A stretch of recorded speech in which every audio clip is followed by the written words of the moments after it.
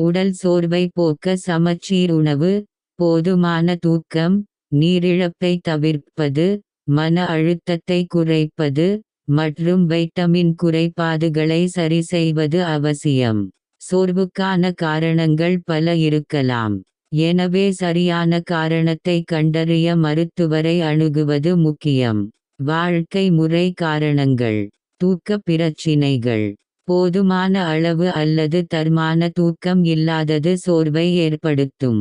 சரியற்ற உணவு, ஊட்டச்சத்து குறைபாடு அல்லது சமச்சீரற்ற உணவு முறையும் சோர்வுக்கு வழிவகுக்கும். உடற்பயிற்சி இல்லாதது அல்லது மிகவும் அதிகமாக உடற்பயிற்சி செய்வது சோர்வை ஏற்படுத்தும். மன அழுத்தம், தொடர்ச்சியான மன அழுத்தம், பதட்டம் மற்றும் மனச்சோர்வு ஆகியவை சோர்வின் பொதுவான அறிகுறிகளாகும். மருத்துவ நிலைமைகள்: இரட்டை சோகை, இரும்புச்சத்து குறைபாடு மற்றும் பிற காரணங்களால் ஏற்படும் இரட்டை சோகை சோர்வை ஏற்படுத்தும்.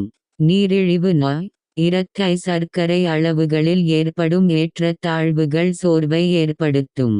தைராய்டு கோளாறுகள், ஹைப்போதைராய்டிசம் போன்ற தைராய்டு சுரப்பியின் சீரற்ற செயல்பாடு, இதய நோய் போன்ற உடல்நலப் பிரச்சனைகள் சோர்வை ஏற்படுத்தலாம்.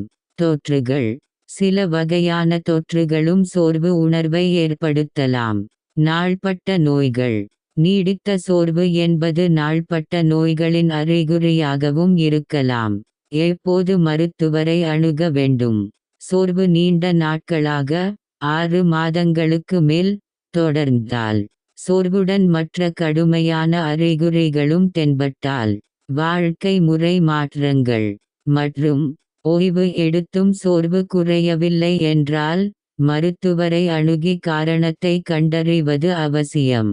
சோர்வுக்கான மேலும் பல காரணங்கள்: சத்து குறைபாடுகள், இரட்டை சோகை, வைட்டமின் டி அல்லது B12 குறைபாடுகள் சோர்வை ஏற்படுத்தும். போதுமான தூக்கமின்மை, உடல் மற்றும் மனதிற்கு தேவையான ஓய்வு கிடைக்காதது சோர்வுக்கு முக்கிய காரணம். மன அழுத்தம், மன உளைச்சல் உடல் சோர்வுக்கு வழிவகுக்கும். நீரிழப்பு, உடலுக்கு போதுமான திரவங்கள் இல்லாதது சோர்வை உண்டாகும்.